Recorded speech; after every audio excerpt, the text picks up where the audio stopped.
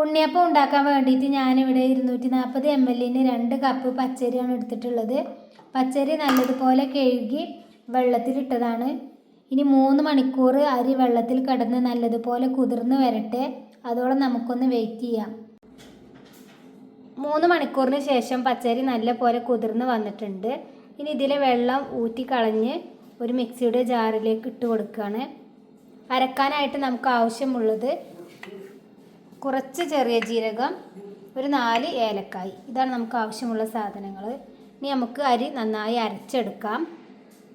വെള്ളം ഒന്ന് ഊറ്റിക്കളയട്ടെ. അരി വെള്ളം കളഞ്ഞ് മിക്സിയുടെ ഒരു ജാറിലേക്ക് മാറ്റിയിട്ടുണ്ട്. ഇനി ഇതിലേക്ക് ഒരു 1/2 കപ്പ് വെള്ളം ഒഴിച്ച് കൊടുക്കുകയാണ്. 240 ml 1/2 കപ്പ് വെള്ളം. ഇനി അതിലേക്ക് കുറച്ച് ചെറിയ ജീരകം ഇട്ട് കൊടുക്കുന്നുണ്ട്.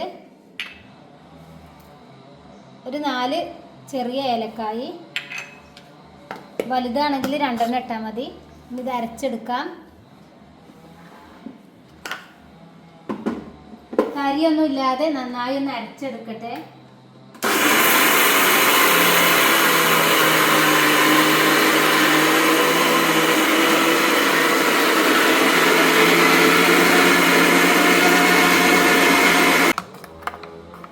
അരി ഒട്ടും തരിയില്ലാതെ അരച്ചെടുത്തിട്ടുണ്ട്.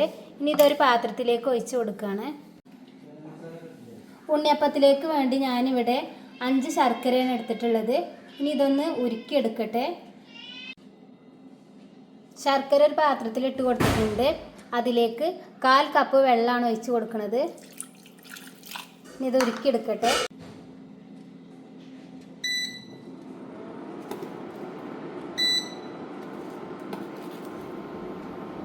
ഇനി ശർക്കര നന്നായി ഉരുകി വരട്ടെ. അതോടെ നമുക്കൊന്ന് വെയിറ്റ് ചെയ്യാം. 1/4 കപ്പ് വെള്ളം ഒഴിച്ചിട്ടാണ് നമ്മൾ ശർക്കര ഉരുക്കിയെടുക്കുന്നത്. ശർക്കര തിളച്ച് വരാൻ തുടങ്ങിയിട്ടുണ്ട്. മുഴുവനും നല്ല പോലെ ഉരുകി വരട്ടെ. അതോടെ നമുക്കൊന്ന് വെയിറ്റ് ചെയ്യാം. ഉണ്ണിയപ്പത്തിൻ്റെ മാവിലേക്ക് നമുക്ക് ആവശ്യമുള്ള സാധനങ്ങൾ: മൈദ 1/4 കപ്പ്, ബേക്കിംഗ് സോഡ 1/4 ടീസ്പൂണ്, കുറച്ച് കറുത്ത എള്ള് എടുത്തിട്ടുണ്ട്, ആവശ്യത്തിനുള്ള ഉപ്പ്. ഇതാണ് ഇനി ആവശ്യമുള്ള സാധനങ്ങൾ. ഈ 1/4 കപ്പ് മൈദ ഒരു പാത്രത്തിലേക്ക് ഇട്ട് കൊടുക്കുകയാണ്.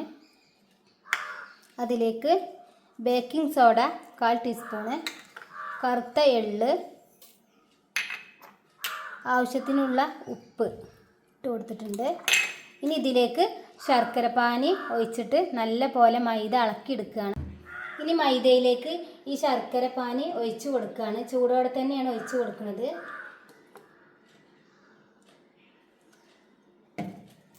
മൈദ കട്ട കെട്ടാതിരിക്കാൻ വേണ്ടിയിട്ട് നന്നായി ഇളക്കിയെടുക്കണം. ഒന്നിച്ച് മൈദ നമ്മുടെ അരി അരച്ച മാവിലേക്ക് ഇട്ട് കൊടുത്താൽ പെട്ടെന്ന് കട്ടായി പോവും. അതുകൊണ്ടാണ് ഇങ്ങനെ ചെയ്തെടുക്കുന്നത്. നല്ല പോലെ ഇളക്കി മിക്സ് ആക്കുക. എന്നിട്ട് ഇത് നമുക്ക് അരി അരച്ചതിലേക്ക് ഒഴിച്ചു കൊടുക്കണം.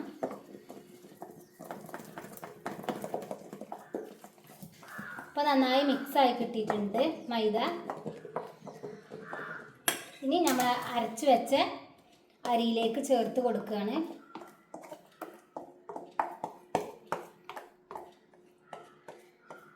മുഴുവനായും ഇതിലേക്ക് ചേർത്ത് കൊടുക്കുക. ഇനി ഇതിലേക്ക് ബാക്കിയുള്ള ശർക്കരപ്പാനി അരിച്ച് ഒഴിച്ച് കൊടുക്കുകയാണ്. ചൂടോടെ തന്നെയാണ് ഒഴിച്ച് കൊടുക്കുന്നത്.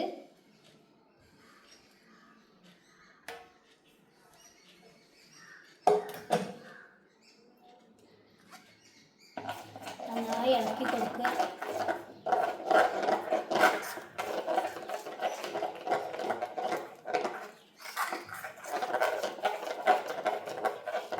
അപ്പോൾ നമ്മുടെ മാവ് ഇവിടെ റെഡി ആയി കിട്ടിയിട്ടുണ്ട്. ഒരുപോലെ നല്ല പോലെ ഇളക്കി കൊടുത്ത് മിക്സ് ആക്കിയാൽ നമ്മുടെ മാവ് ഇവിടെ റെഡിയായി. ഇനി ഒരു 2 മണിക്കൂർ നമുക്കിവിടെ റെസ്റ്റ് ചെയ്യാൻ വെക്കണം. മാവ് നന്നായി ഇളക്കി കൊടുക്കുക. നല്ല പോലെ മൈദയും അരി അരച്ചത് മിക്സായി കിട്ടാൻ വേണ്ടിയിട്ടാണ്. അപ്പോൾ നമ്മുടെ മാവ് റെഡിയായി കിട്ടിയിട്ടുണ്ട്. അപ്പോൾ ഈ ഒരു രീതിയിലാണുള്ളത്. ഇനി നമുക്ക് കുറച്ച് തേങ്ങ എടുത്തിട്ട് ചെറിയ കഷ്ണങ്ങളാക്കി എടുക്കണം. ഈ തേങ്ങയിൽ നിന്നും കുറച്ച് തേങ്ങ എടുത്തിട്ട് ഞാൻ ചെറിയ കഷ്ണങ്ങളാക്കി എടുക്കട്ടെ. ഇതിലേക്ക് നെയ്യിൽ വാട്ടിയിടാൻ വേണ്ടിയിട്ടാണ്. തേങ്ങ ഇതുപോലെ പൂണ്ടെടുത്തിട്ടുണ്ട്. ഇനി ഇതേപോലെ ചെറുതായി കട്ട് ചെയ്തെടുക്കുകയാണ്. ചെറിയ കഷ്ണങ്ങളാക്കി കട്ട് ചെയ്തെടുക്കുക.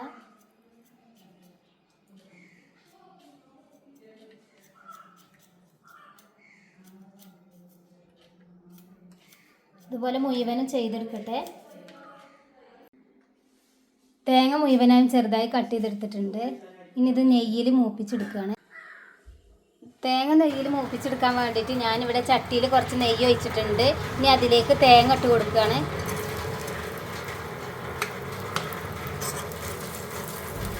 ഇനി ബ്രൗൺ കളറായി വരട്ടെ, അതോടെ നമുക്കൊന്ന് വെയിറ്റ് ചെയ്യാം. തേങ്ങ ബ്രൗൺ കളറായി വരാൻ തുടങ്ങിയിട്ടുണ്ട്.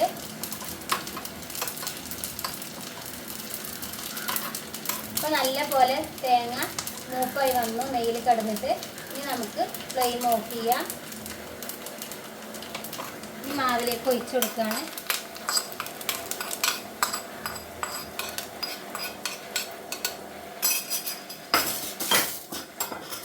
ഈ കുയ്യപ്പച്ചട്ടി ഗ്യാസിലേക്ക് വെച്ചെടുക്കാം.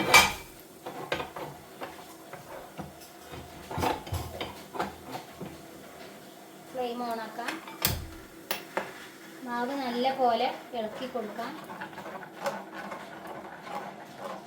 തേങ്ങ മാവിൽ കടന്നിട്ടൊന്ന് മിക്സായി ചേർത്ത് ഒരുപോലെ ഇളകി കിട്ടാൻ വേണ്ടിയിട്ടാണ്. നല്ലതുപോലെ ഇളക്കി കൊടുക്കുക, കട്ട പിടിക്കാതിരിക്കാൻ വേണ്ടിയിട്ട്. ഇനി ചട്ടി ചൂടായി വരട്ടെ. എന്നിട്ട് നമുക്കിതിലേക്ക് എണ്ണ ഒഴിച്ച് കൊടുക്കണം. ഇപ്പം ചട്ടി ചൂടായി വന്നിട്ടുണ്ട്. ഇനി അതിലേക്ക് ഓയിൽ ഒഴിച്ച് കൊടുക്കുകയാണ്. ഓയിൽ നന്നായി നിറയെ ഒഴിച്ച് കൊടുക്കുക.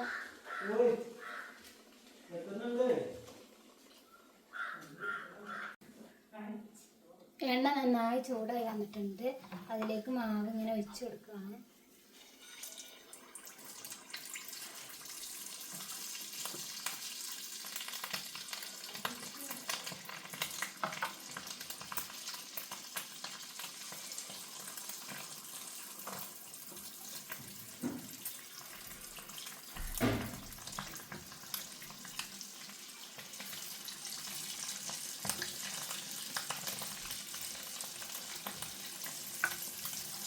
എല്ലാ കുയിലും ഇതുപോലെ മുക്കാൽ ഭാഗം ഒഴിച്ച് കൊടുക്കുക.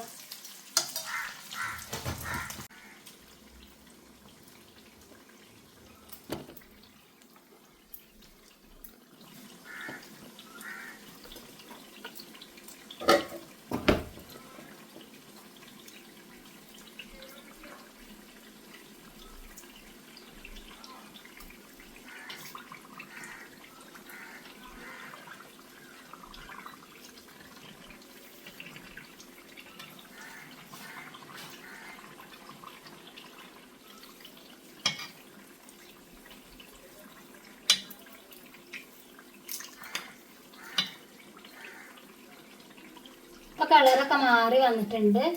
ഇനി നമുക്ക് എണ്ണയിൽ നിന്ന് കോരി മാറ്റാം. പപ്പടക്കോല് വെച്ചിട്ടോ സ്പൂൺ വെച്ചിട്ടൊക്കെ എണ്ണയിൽ നിന്ന് കോരി എടുക്കാം.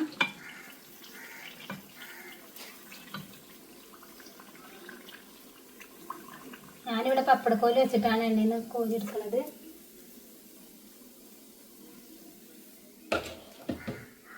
ഇനി മുഴുവനും ഇതുപോലെ പൊരിച്ചെടുക്കട്ടെ.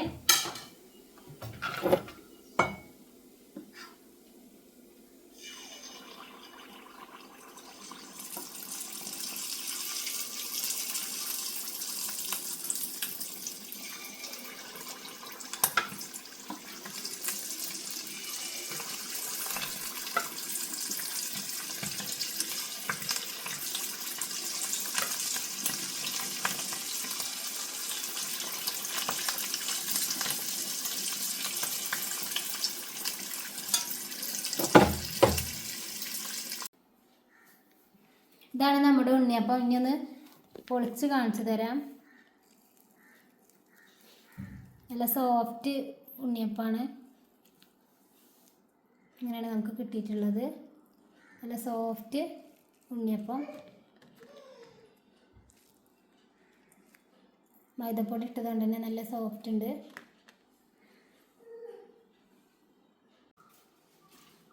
ഉണ്ണിയപ്പം മുഴുവനായും ചുട്ടെടുത്തിട്ടുണ്ട്. അപ്പോൾ വീഡിയോ ഇഷ്ടപ്പെട്ടാൽ ലൈക്ക് ചെയ്യുക, ഷെയർ ചെയ്യുക, സബ്സ്ക്രൈബ് ചെയ്യുക, കമൻറ്റ് ചെയ്യുക, അതിനൊന്നും മറക്കരുത്. അപ്പോൾ ഇനി അടുത്ത വീഡിയോയിൽ കാണാം ഇൻഷാ അല്ലാഹ്.